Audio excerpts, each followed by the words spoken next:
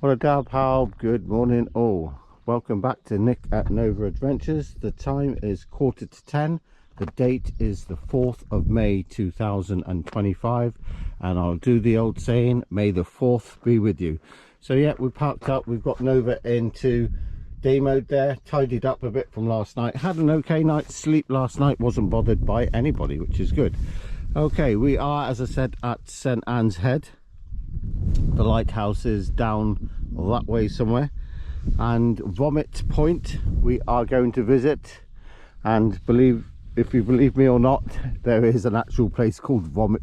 Okay, so there are two islands off St Anne's Head, one being Stockholm and the other being Skoma. You can't see them on the GoPro, but they are out there.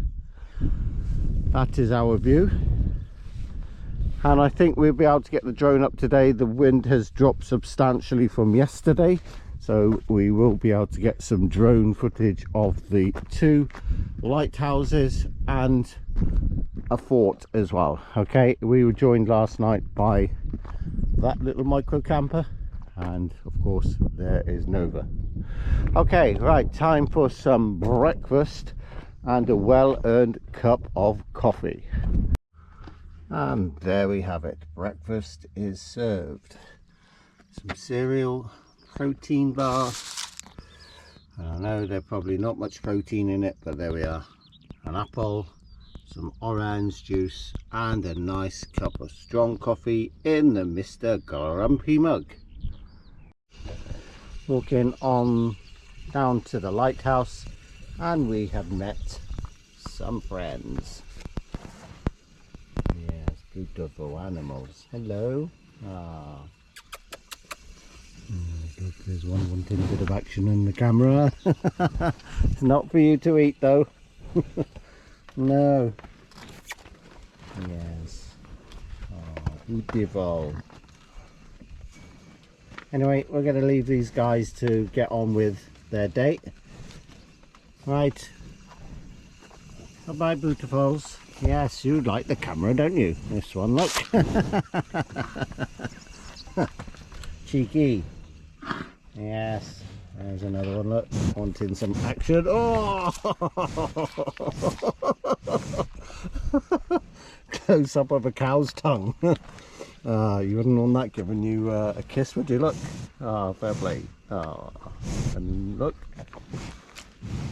Can you show me your tongue again? Only a little bit there, so look. Anyway, we're going to leave these beautiful animals to get on with their day.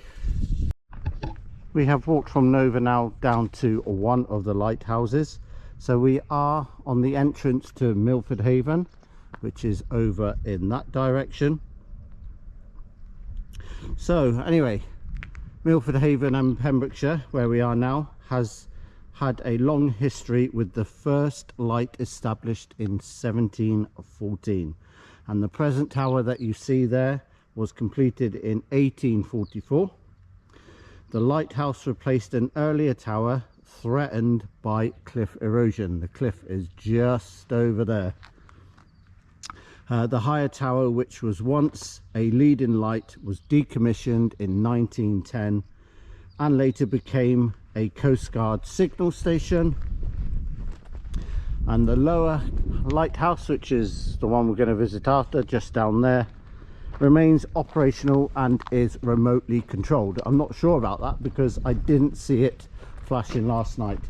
So anyway, as we said, this was decommissioned in 1910, and between 1934 and 1945 it was used during the Second World War as a lookout station. We are going to get some drone footage for you. This is currently up for sale, by the way, for around 700,000. It contains 8 bedrooms, 5 bathrooms, an indoor pool, a games room, a private sauna, and that observation tower right up the top there. As I said, unfortunately it's become in a state of disrepair, and it needs somebody who's got about £1 million to bring that back into some sort of give it the wow factor and probably give it the justice that the building deserves with the history. It is one of the only privately owned lighthouses within the UK. Still a bit nervous because we are really close to the sea. Right, here we are. This is the back. And we'll show you where the indoor pool is. There we are, look at that. Amazing 360-degree panoramic view of the two islands out there and all the way around to there. Okay, here we are then. Let's walk amongst this grass that wants to trip me up. Wow. There we are. Here is the indoor pool. Sorry for my reflection. That's what a building. It deserves to be bought and brought back into use again. Okay, time to get David up and do some drone footage.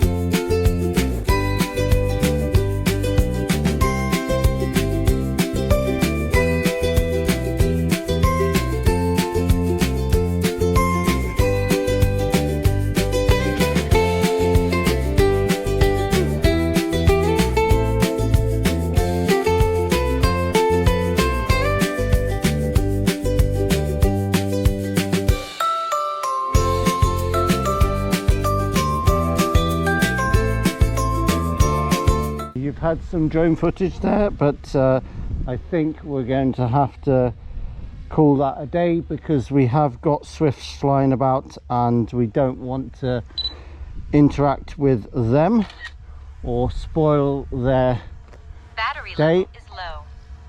Aircraft will return to the home point in 10 seconds. We are now got a low battery warning, so it's time to bring David back. Just see if I can get one more photo looking back that way before we bring him into land. There we are. What a sight. 750,000. That's yours. Building you are looking at now, I think was called the Captain's Building,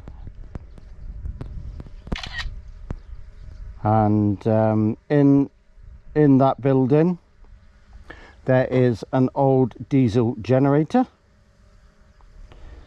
that would have been used to power the lighthouses. So look at that building, there it is.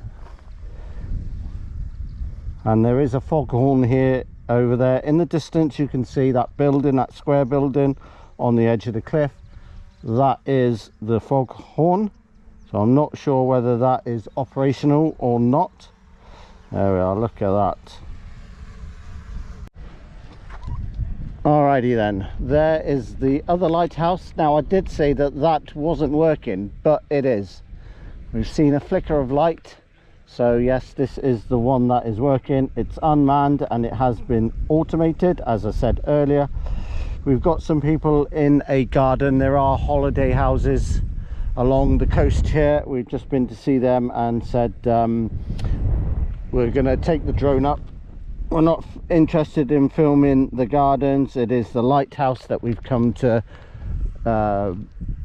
video, and they said yeah, carry on, no problem. Just like to make them aware, because I'm not here to spoil their enjoyment of the area. We've seen one oil tanker coming in with 2 tugboats, and I see on the horizon the Irish ferry coming into Pembroke Dock, just past one of the islands. So here we go then, we're going to have some footage of the current lighthouse in St Anne's Head.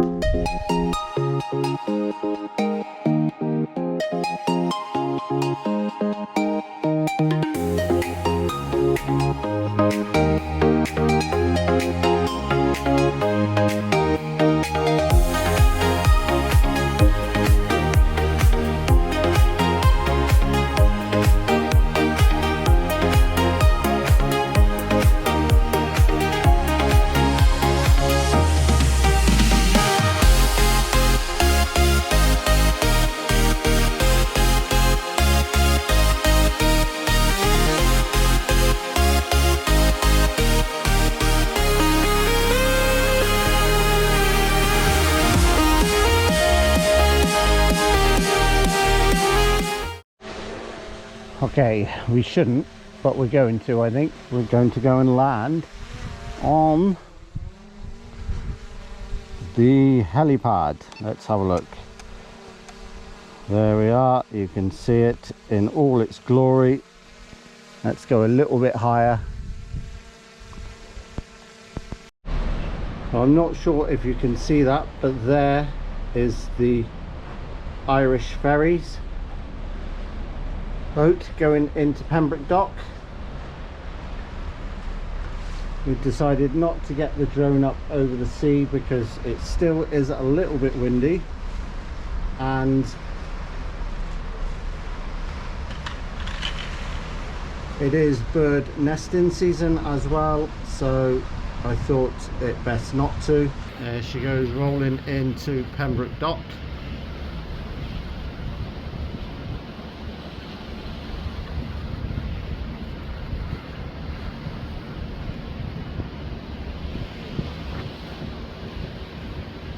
Amazing how close they get to the shore, but they do have to come within 2 marker buoys, 1 green and 1 red. The sun is probably making that a bit blacked out now on my phone. I think it looks alright on the GoPro, but obviously you don't get the zoom in on the GoPro. This is what is known as Cobbler's Point, where we've just seen the Irish ferry coming into Pembroke Dock, all the way obviously from Ireland.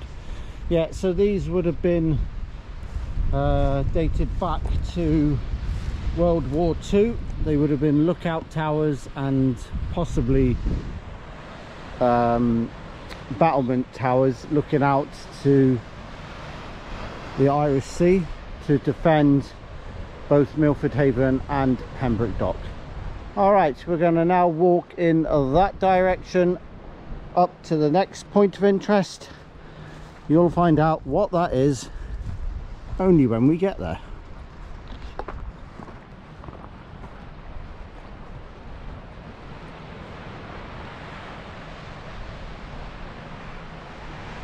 The next point of interest is a bit of a thorny one, as you can see right here. Any guesses what it's called? Let's walk through the thorns and tell you. Here we are then. If you haven't guessed already, it is called Thorny Pit. Now, you don't need a science degree to work out why that is, because it is just one thorny pit.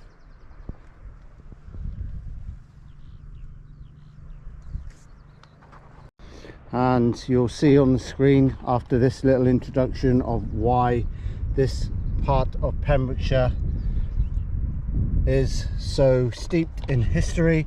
So Henry Tudor, Earl of Richmond, landed at Mill Bay on the 7th of August 1485 with 55 ships and 4,000 men, landing at Dale, where we were yesterday. Travelling through West Wales and gathering support, he then struck east. On the 22nd of August 1485, Henry defeated Richard III at the Battle of Bosworth and became King Henry VII, founder of the Tudor dynasty. Okay, so there we are. That is what that stone depicts or commemorates, and we've got some cows over there. Luckily they're eating at the moment. When we passed through here on the way back from Dale Fort, the field studies place, we came through this field up through the top gate of Thorny Pit. They were in there and they were following me like mad across the center of the field. It got a bit hairy because I know they're all bulls, and they are a bit close to this path now, aren't they? So if you don't see anything after this, well, you wouldn't see the video at all. You know I haven't made it. And if you do see the vlog and the bit after this, then of course you know I've made it, but I might not make it back, who knows. Anyway, cloud is coming over. Let's hope the rain stays away for a few hours. 40 to 50% chance of a rain a bit later, so we want to get this done as soon as possible. Here they are, look, they're starting to come over already. Oh no, he's going in for a feed. Luckily the farmer's just been to give him some feed. Look, oh, he's interested. Come on in, come on in, come on, come on, come on, come on, good boys, come on, come on, good boys, good boys. There we are. Just need to talk to you nicely, don't we? Yes, we do. Oh, beautiful animals, aren't they? You got to treat them with respect. They are wild animals at the end of the day. We'll leave them to their feed, although it doesn't sound like there's much left. Okay. Coming up to our last drone opportunity here in Pembrokeshire. So we've walked from all the way over there to here. We're not quite at where we need to be, but I thought I'd stand here and show you these. These are navigation towers for the ships coming in to the haven from the Irish Sea, and further in there are a couple of more tower lights or navigational towers. Wow, how important are they? There is another tower. You probably can't see it on the GoPro, but I wanted to show you this. We have visited one before when we did the South Hook vlog and Popton Fort vlog. So this is an artillery battery just up from the actual fort and constructed in 1900 to defend both Milford Haven and Pembroke Dock naval facilities. When these were completed, they would have had two BL 9.2 inch MX guns and three BL 6 inch MX7 guns, and then over the following decades various guns were withdrawn and then reinstated.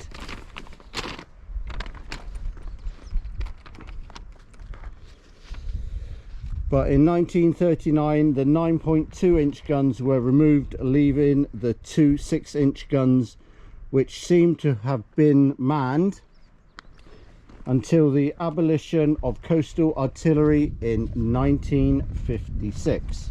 And as you can see, the site is now derelict. Some have been demolished,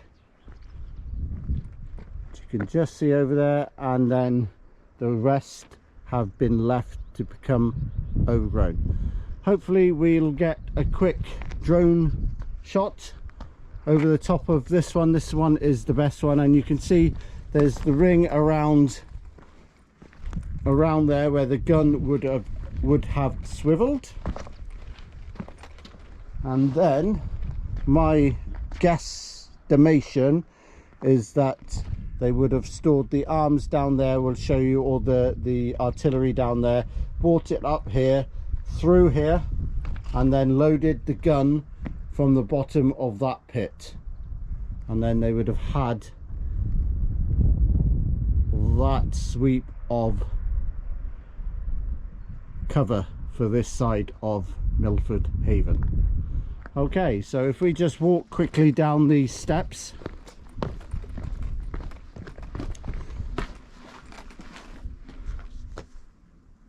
this is what the back edge of them would have been, and there is that walk-through into the base of where the gun would be. You can see the studs in the ground where the gun would have been mounted to. There they are. There's one there, look, one there, all the way around in a circle. And then don't ask me what these would have been, but yeah, amazing structure.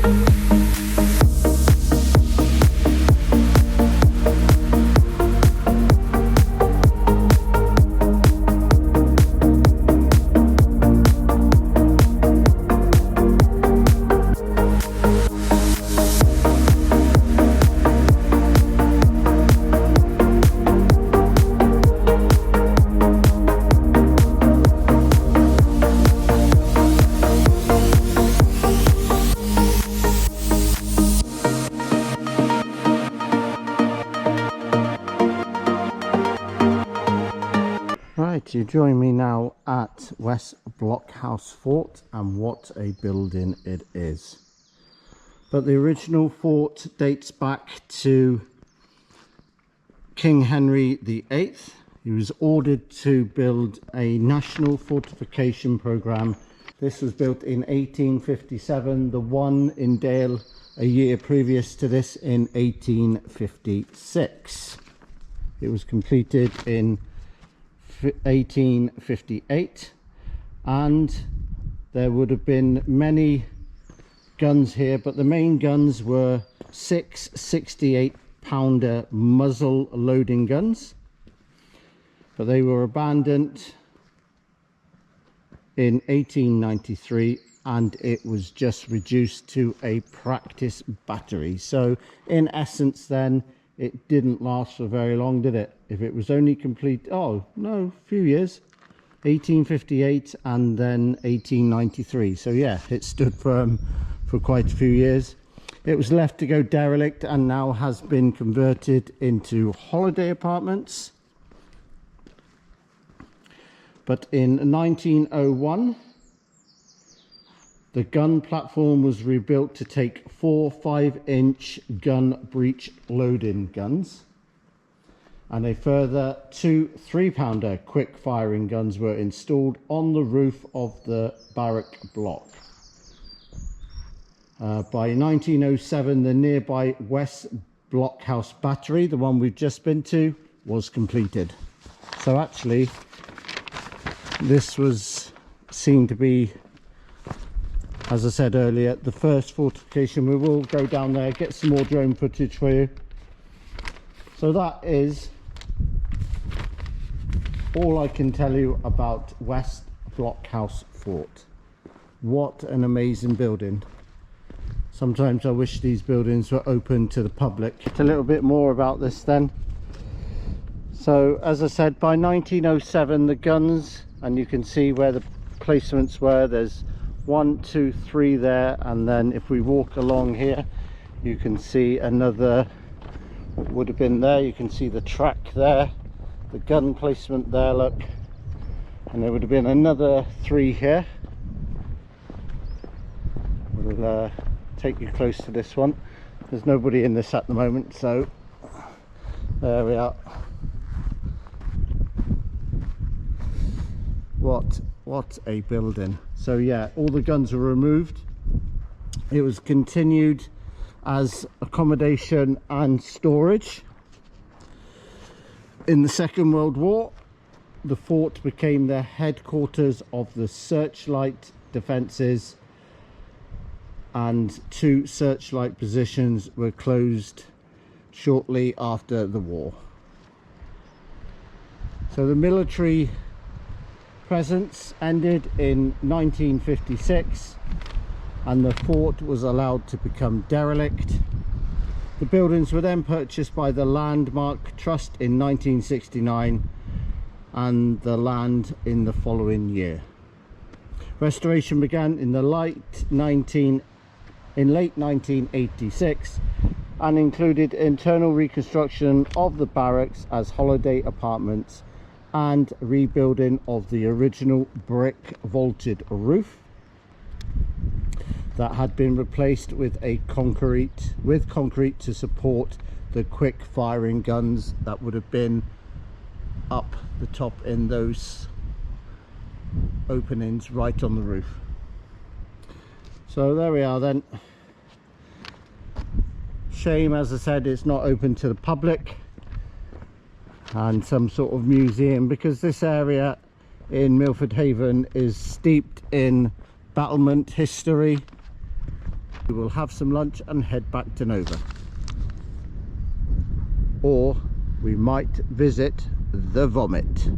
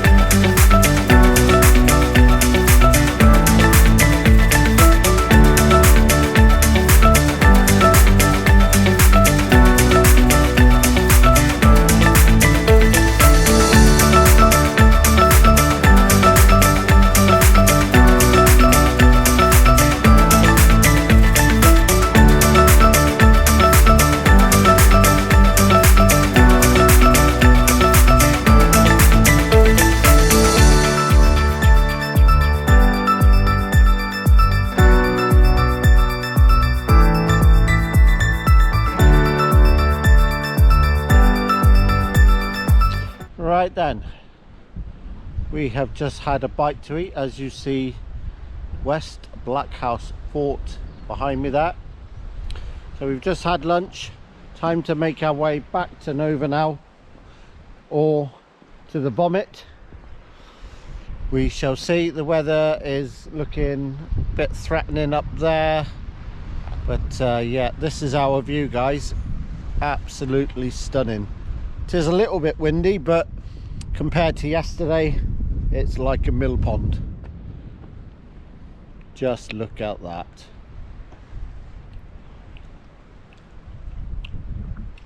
Anyway, we're just going to walk along the battlement wall. So hopefully you're enjoying these vlogs. They take an absolute day and an age to make by the time you've filmed, researched where you go in, edited, etc, etc, but it's all worth it. And the colour of the sea down there is absolutely lush. Okay, right, do all the good things for me if you would, please. Like, subscribe, etc, etc, and we shall make our way back to either Nova or the Vomit. Lush. Blech.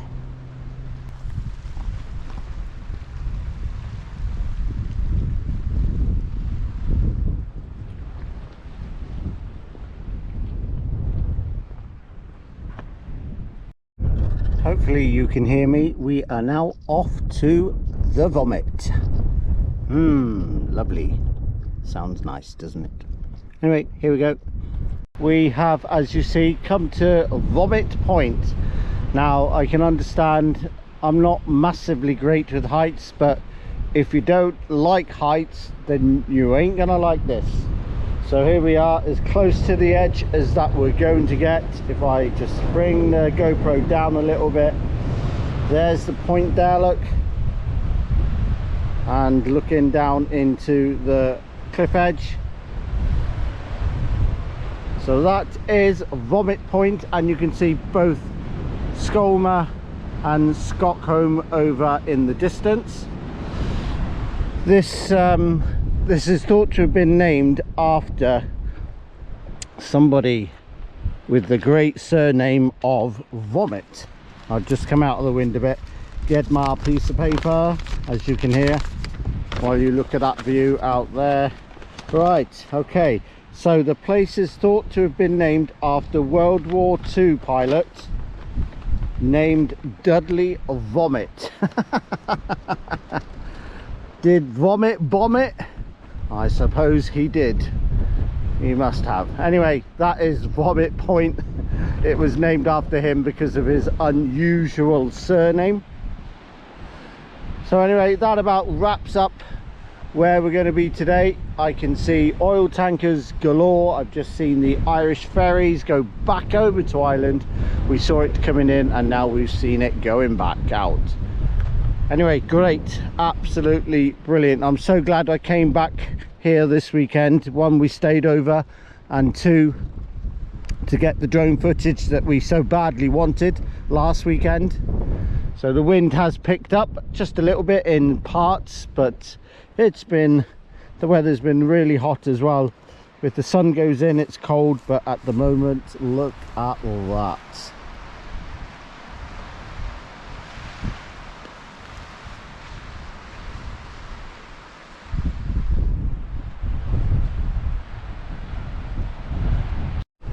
Well, it would appear I've got a few new subscribers. There they are.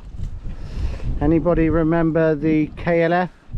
That song, how did it go? Moo moo, moo moo. Well, not like that, but it's something like they're justified and they're ancient and they drive an ice cream van. Yeah, KLF. The group that burned £1 million and then went bankrupt. Well, shouldn't have burnt £1 million then, should they? Anyway, that's enough of my awful singing. I expect to lose about all my subscribers with that. We are working our way back to Nova over that way somewhere. Okay. Oh, the pretty animals. And look, they all want a part of the action. Look, here he comes, look, that one there. I'm gonna come to the front. It's like being in the mush pit in a gig, isn't it? Alright, so we're gonna leave this lot to carry on. On our way back home, we saw this impressive structure. It is Dale Castle, which is a 13th century castle located near the village of Dale in Pembrokeshire. In 1910, part of the castle was removed and other parts were incorporated into a new dwelling house built in the style of a fortified manor house. So yes, what an impressive structure that was, and a great way to end our Pembrokeshire two-part vlog. Hope you're enjoying this one. Here comes some drone shots of Nova.